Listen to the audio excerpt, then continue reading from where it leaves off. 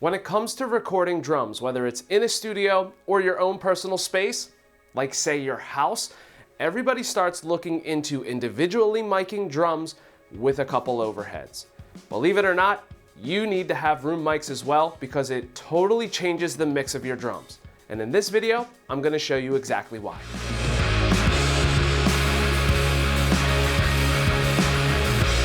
What's going on, everybody? I hope you are doing well. Nick Costa here, and in this video I am going to show you why room microphones are a necessity for your drum mixes. There are numerous ways that you can mic a drum set, and as soon as you start adding in room mics to your mixes, you'll start to hear that it's a completely different sound. So in this video, I'm going to show you why room mics are important and why you need to start considering adding them to your drum mixes. Now before we dive into this video, make sure you hit the subscribe button as well as the bell notification.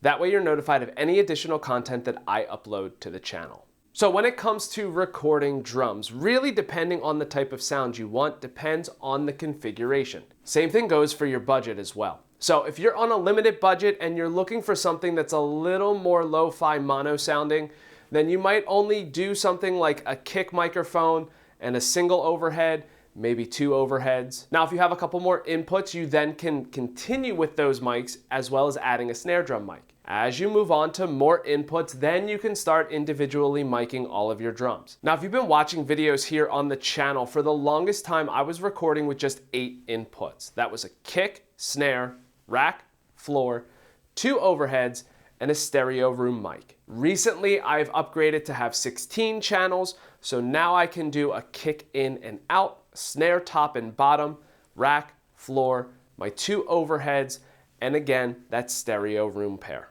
So in this video, that is going to be the configuration that I am using so you can hear the difference with and without a room microphone. Now for my stereo room microphone, I'm actually using a Vanguard 44s. This is a stereo multi-pattern FET condenser microphone. Now this is one microphone that has 2 capsules in it. The awesome thing about this is that it's designed so you can rotate the top capsule, that way you can get different depths of field. Now both the top and bottom capsules have 3 different pickup settings: omnidirectional, figure 8, and cardioid. Now this microphone comes in a beautiful carrying case as well as a wooden box for the individual microphone, a shock mount, a splitter box, as well as a stereo XLR cable so you can connect the microphone to that splitter box. Setting up this microphone, it's actually pretty easy. First thing you do, install the shock mount to your microphone stand, then install the microphone to the shock mount. You then can connect the stereo XLR cable to the microphone and then plug it into that center V44s input. This allows you to record using both the top and bottom capsule.